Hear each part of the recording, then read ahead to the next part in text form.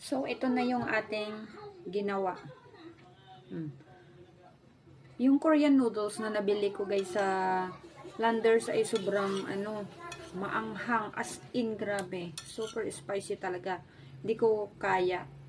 So, medyo matagal na ubos din kasi nga hindi ko naman siya nakakain. Pinamigay ko na nga yung iba. So, may natira pa and ngayon ay gusto ko siyang itry. Pero itong ginawa ko ngayon ay hindi ko nilagay lahat yung mga spices na maanghang. Kasi gusto kong maubos ito. Hindi ko kasi yun mauubos kapag kakainin ay ilalagay ko lahat yun. And ito yung ginawa ko.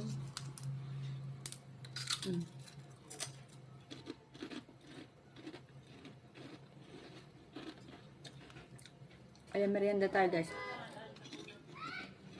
Dito try na natin itong Korean noodles na super maanghang. Tom yum. Tom yum. Pero favorite ko yung tom yum soup nila ha. Ang sarap ng tom yum soup. Gustong gusto ko. Medyo sour siya.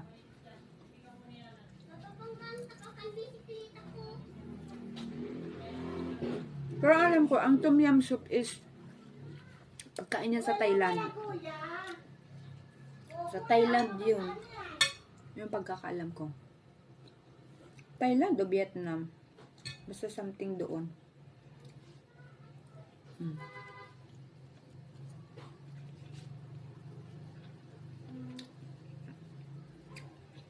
So, tama lang yung spice, yung pagka-spicy niya.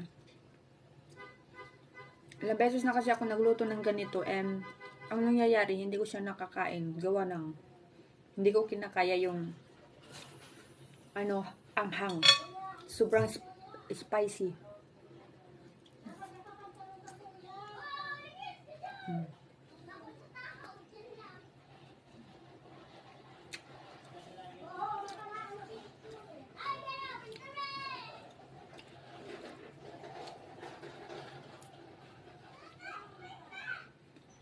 Parang nahirapan ako kumain ito.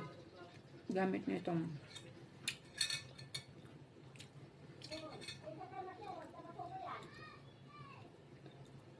nasanay akong kumain ng noodles na gumagamit ng chopstick.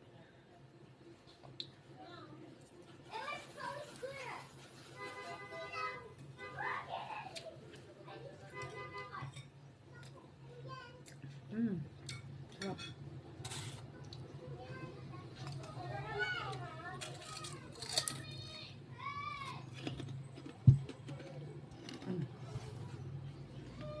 Mahal yung coke.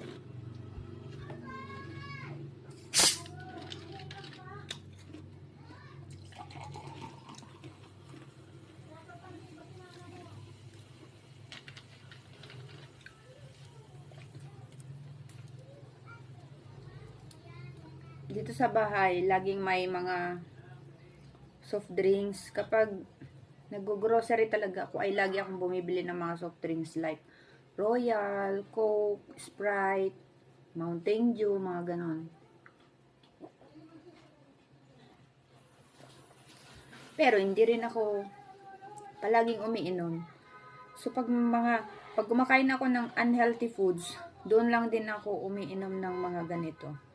Pero pag yung mga lang kumakain, mga ganon, hindi ako umiinom. So more on water lang ang iniinom ko. Tapos hindi rin ako palaging umiinom ng mga cold water. So more on like sa mga normal lang na tubig na yung sa binibili ba.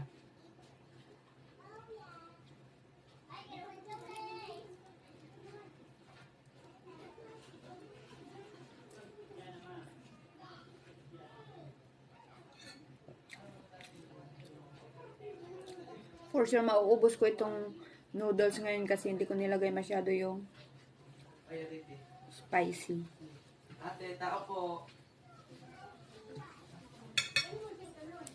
Ano yun? Ano po ang kilo? Sarong kahon po. May tao. Wait lang guys.